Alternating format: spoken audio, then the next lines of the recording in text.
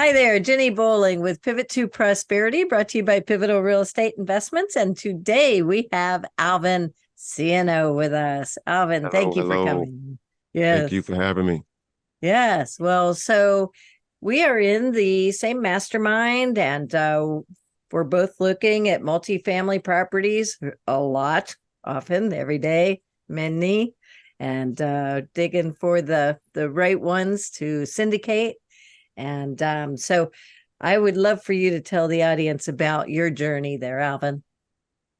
Yes, so my journey has been all over the place, very, very diverse. I kind of first was introduced to real estate back in Louisiana, where I grew up. My parents owned several properties out near New Orleans, and they focused more on the residential 1 to 4 unit. So that's where I was introduced to a lot of the operations, a lot of the asset management, property management.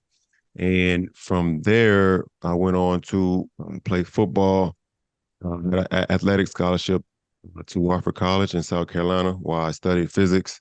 So had a lot of success in football. So then my life kind of transitioned to football as a professional. I was playing with the Chargers, the LA Chargers, when they were in San Diego in 2014 and 2015.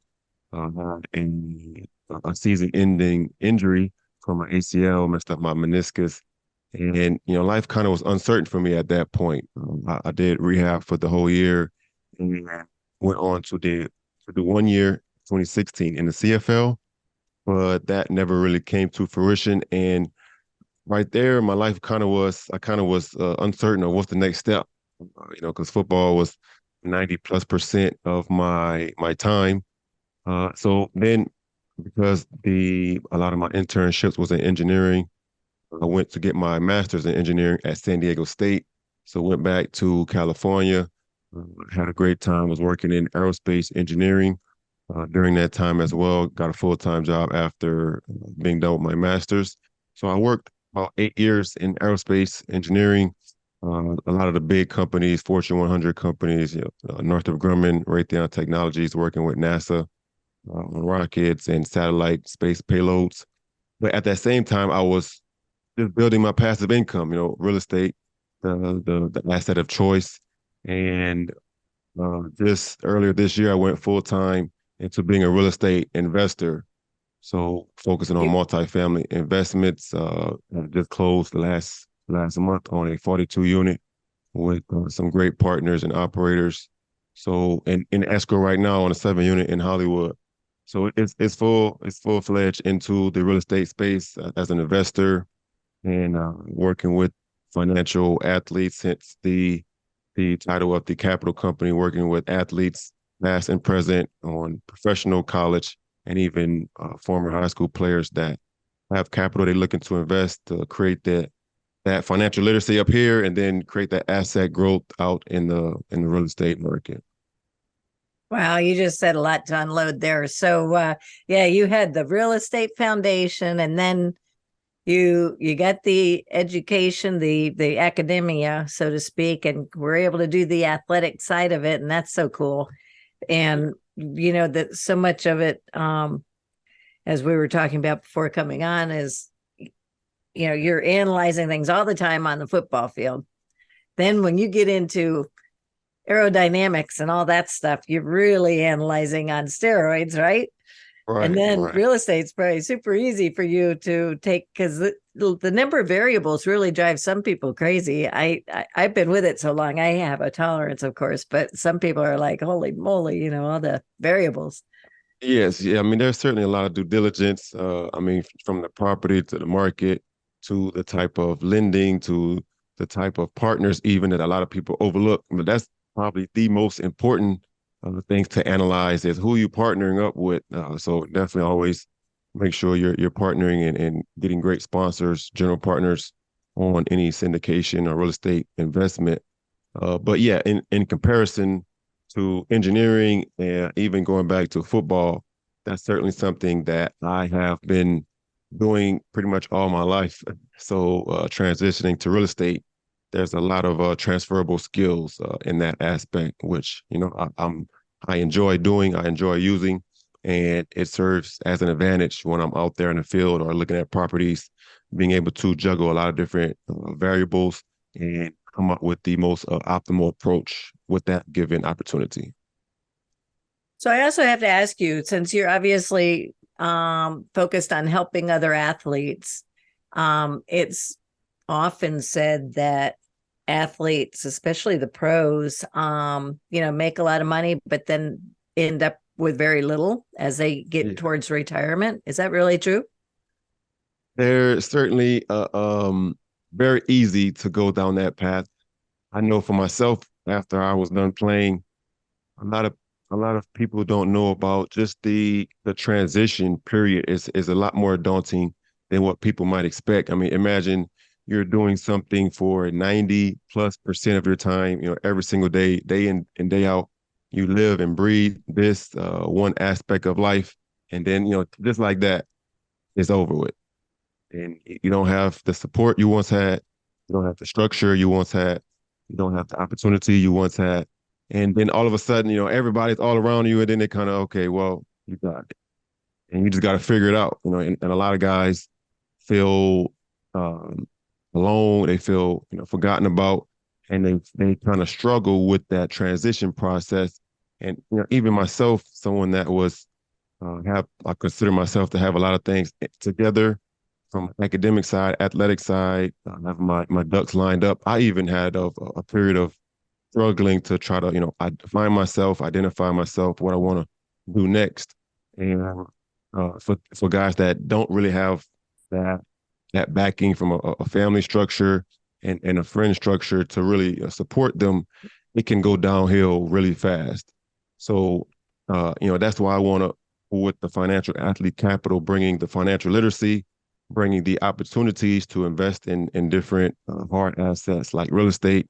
That's been the most consistent asset class since the beginning of time. So that's really the opportunity and the value proposition that I want to help my fellow athletes from a professional, collegiate, and even from former high school players, just to their finances in a great way to set them up post their career. Because at the end of the day, nobody's an athlete forever. Even if you're Tom Brady, you're playing 25, 30 years, seem like it will come to an end forever. Yeah. It will come to an end eventually. So you want to work on that now. You just said something that's near and dear to me too. I really hit hard on the fact that you're really investing in the asset of all time because Mother Earth, everything sits on it, buildings, everything, gravity, we all need it. It's not going anywhere unless we're going somewhere. And Right. it's the wealth that since the beginning of man, people fought for land because that's what builds wealth. So I was wondering how easy or hard it is when so many people are brainwashed to think you have to invest in the stock market or whatever that the employers are saying. Do people that you're talking to, the athletes that are, so focused that way, are they hard to help see the light? Yeah, I mean, athletes are, I would say they're just like everyone else in society. A lot of people are, focused on the stock market because that's really the thing that's pushed. But from an asset risk factor, from an asset profit and growth aspect, real estate is as good as there is. The population has been increasing since then, but there's no more land. We're not creating more land. Population ever increasing, so the demand for that land will increase as a result. Whereas with businesses are popping up left and right. A lot of people try to find the next Uber or the next Amazon or the next Apple to just blow up, which that's the dime a dozen.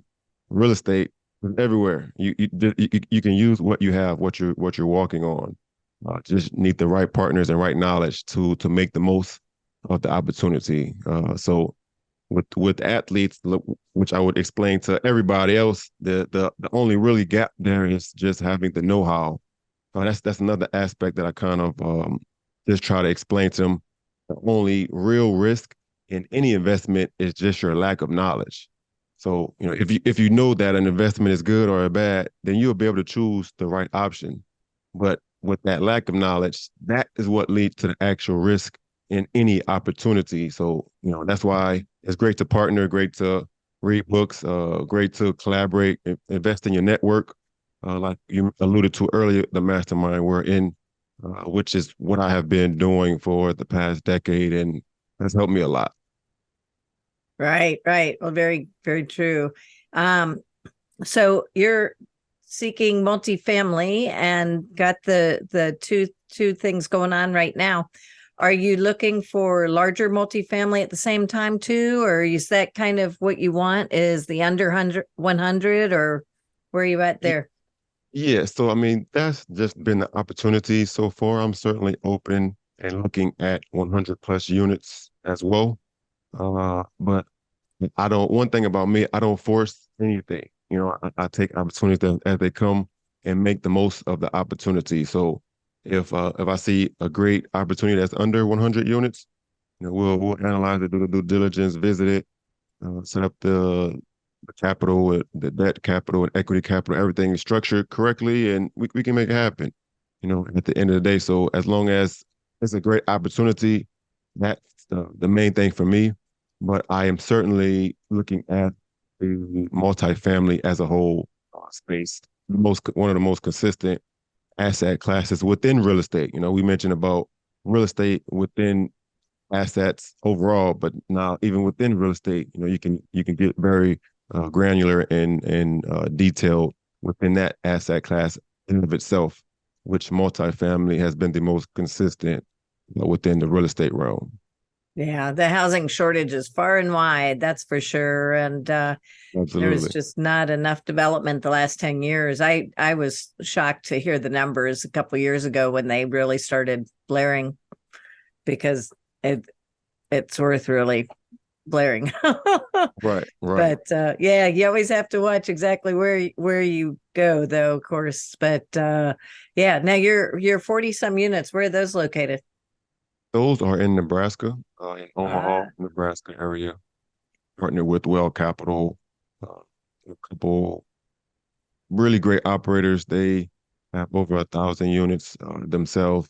So, like I alluded to earlier, the most important aspect is make sure you partner with great investors, great general partners and operators that will make the investment worthwhile. Because I mean, you can have a great investment, but have a bad sponsor, a bad operator, and then it goes downhill. Or you can have a okay deal, but because you got a great sponsor, a great operator you're working with, it turns out really good. So that's the first most important due diligence and thing to analyze when it comes to my investments. did you have any surprises on the 42 units? Anything that popped up that you were not really expecting?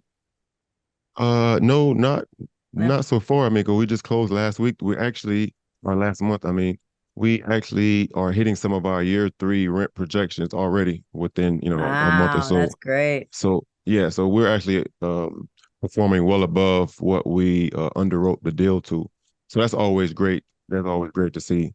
It goes back to again the operators and the partnerships that you form, whereas somebody else might have not been as careful or cautious in their underwriting. Whereas you wanna make sure you over deliver on your promises. So if you have a standard promise, you want to always make sure you overperform. So under promise, over deliver always. Right, right. Yeah, yeah. I don't think I told you I used to be an appraiser in the 1980s, and there's a We don't lot of want we don't want the lessons. appraiser to under promise. Right, right. You're right. So true. But yeah, you wanna always be sure that you got that rolling. But so on the team there, well, how many investors do you have on that particular property? So there's five general partners, five of us, and then we raised about $1 million for between like 100 different investors, passive, limited partners, passive investors. Nice. And what's your role on that team? So I'm working with the investor relations and also helping with the asset management on the team. Ah, good for you. Okay. Okay. And do your parents get involved at all? Have they invested at all? They have invested on, they have not in the syndication, but within my own real estate deals, they have invested. Nice, nice. I bet So they're really, we'll definitely get them involved in the syndication investments really soon.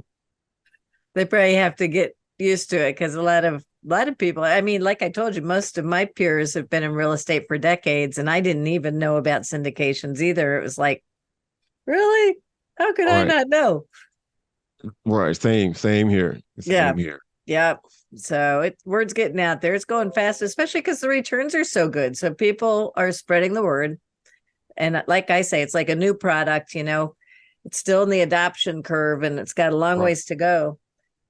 And one of the things that I say a lot that I doubt I've never said it to you, but you've heard it probably before, is that Harvard Business considers syndications one of the best business structures of the information age. And the SEC had at one point said or requoted somebody as saying back in 1960 that Wow. someday syndications would own all major real estate. Wow. That's a very interesting, way back in 1960. I mean, as you mentioned, great returns. Yeah, And it's the most optimal because you don't need a whole lot of cash. I mean, you can take $50,000 and be a part of buying a $10 million property, right? Whereas not many people have the ability to buy a $10 million property on their own. right. So it's certainly the wave It's of the future. powerful. It's powerful. You know Very what? powerful. I'm thinking it was 1960 for one of the two quotes I use a lot. The other one was like 1980s ish, but it's been known a long time by them that yeah, syndications are just that's the way more common people can own Be commercial involved. real estate, and it's so good to Absolutely. diversify, right? Yeah. Absolutely. So what do you have Absolutely. on your plate right now? Do you have something cooking? You just Yes, closed, right. right? Yes, just closed on that about a month ago. And then right now I have a deal in escrow in Hollywood, a 7 unit that I'm partnered with on some other investors out here in Southern California, where I'm based at now, Los Angeles. And we're in the due diligence period of escrow. So all of the um, inspections and the loans, all of the getting everything in order. I mean, we wrote everything, but now bringing it to fruition. Uh, Talking to a few different investors to get involved on that, which we're at about a 400,000 in equity from where the ARV, the after repair value, will be at for the purchase of the property. So we're getting it at 400,000 under what it would be worth in the market right now. It was a bank owned, it's an REO property. So Nice. uh, a lot of upside, a lot of opportunity. If anybody is looking to get involved in this opportunity on the upside, you can definitely I'll put my contact information toward later on Yeah, probably in the yeah, show. we'll put it there. Yeah, yeah, yeah. And certainly we sometimes joint venture on these smaller places as opposed to Yes, syndications and all because we're very yes. cautious about SEC and can't talk about some stuff. But I'm sure for something that size, yeah, there's lots of ways to do it. But right, well, so exciting. And so, do you have a certain number of doors you want to have at some point? Yes, I mean, right now, actually at um, 51, and I'm looking to we want to reach the thousand mark, the four figure mark. That's the goal here within the next year or two, which we're well on our way, well on track, especially going full time with the right partners, the right opportunities, especially even with interest rates going up. There's a lot of uncertainty, which equals opportunity in the market within real estate. So that's something that I'm looking forward to hitting here within the next year or two. Great, great. Okay, so we're gonna wind it up. I'm gonna ask you the big question now, okay? Perfect. What pivotal person or event has made the biggest difference in your life? Not so much just for being an investor, but In in my your life. life, in my entire life. I mean, biggest person or event, I would say I'm an and person. So I'm gonna actually answer both of them. Okay, The biggest person, most influential person in my life will certainly probably have to be my parents. I can't exclude one without the other. good for So you. they're Good for they're you. they're, they're a union. So Yes. both my mom and my dad, my dad electrical engineer by trade, and they both have investment properties. And then my mom, she's a Zumba instructor and worked at the local high school where I'm from. So she's very involved in the community, very active in that sense. So I'm often seen as the culmination of both of them, from the engineering and investment side, the analytical side, like my dad is, and then the more outgoing, engaging, very welcoming side that my mom portrays. So those two would have to be the most influential. As far as the most influential moment, impactful moment, just from a transition standpoint, I would say when I was playing with the Chargers back in 2014, I tore my ACL meniscus, and that was really pivotal for me because it helped me understand that a lot of things in life, or they can change at a very abrupt, very quick time. And a lot of guys in the league, we say NFL is not for long, NFL. So, for during that moment for myself, it really made me, reconsider and reevaluate my life because even though I went on to play in the CFL for 1 year, it didn't come to full fruition. After that, it made me understand that you gotta have your stuff together. You can't really be so focused or too, head in the clouds, so to speak, on one aspect, because things can change like that, and you got to adapt. You got to be flexible. You got to just be ready for the calling. I always say, stay ready so you don't have to get ready, because as the saying goes, the one constant thing in life is change. So being able to adjust on the fly, when that happened, going into aerospace engineering and now going into real estate investing, that's probably been the one consistent theme throughout my life. It's just transition, change, and adaptability. Being ready so you don't have to get ready.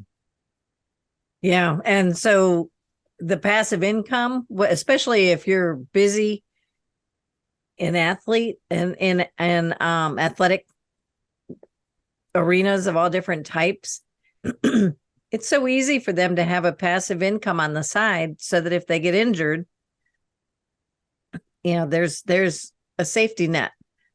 I'm sure Yes, you're yeah. teaching everybody that, but yeah, there's I there's a mean, lot to it. there's definitely a lot to it, and that's probably of all the things of my professional NFL football career. The one thing that I probably wish I would have done was, the injury things happen, or the opportunity, coaches, location, everything, all that stuff is fine. The one thing that I wish I would have changed was actually use my active income while I was playing to invest in different asset classes like real estate. Imagine 2014 owning property in Southern California. That's 10 years ago. I probably would be sitting on seven figures income at least. So Right. yeah, that opportunity it comes and goes, and I wish I knew then what I knew now. But that's part of my message to teach that to the younger guys. When you're 22, you're not really thinking about investing in asset classes, and I need to put my money I need to put my money somewhere where it will grow and be more than what I'm spending it on now, some things that I appreciate and value.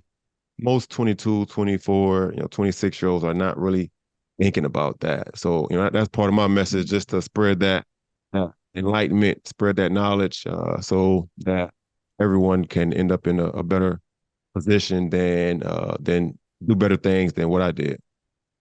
Well, good for you, because that's really, really important, especially because the injuries can be debilitating, and Absolutely. you might not be able to do that other job that you assumed you could do, you know?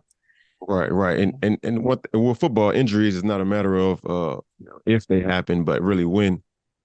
Yeah, Football is definitely a grueling sport. So for sure. Right, right. Well, I'm sure you're good at teaching them, trying to shine the light on that. And I wish you luck with all of that. And so, greatly appreciate. yeah. So, why don't you tell people how they can reach you? Remember, some of it's verbal only on iTunes and Spotify. So, spell out as well what you're saying. Yes, yes. So for anyone that want to reach out or contact me, I'm on all social media. My at handle is the number one, and Ciano, my last name. So A1 Ciano. Number one, SCIONEAUX. Or you can just search Alvin Scioneaux Jr. on LinkedIn, Facebook. But on all the others, it's the A1 Ciano.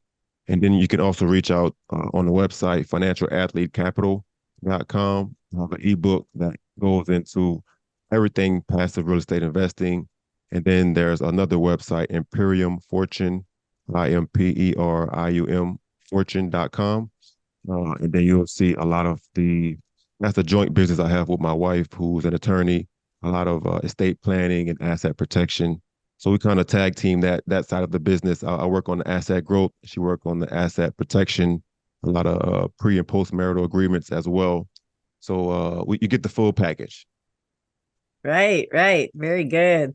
And now that ebook, that's a big accomplishment.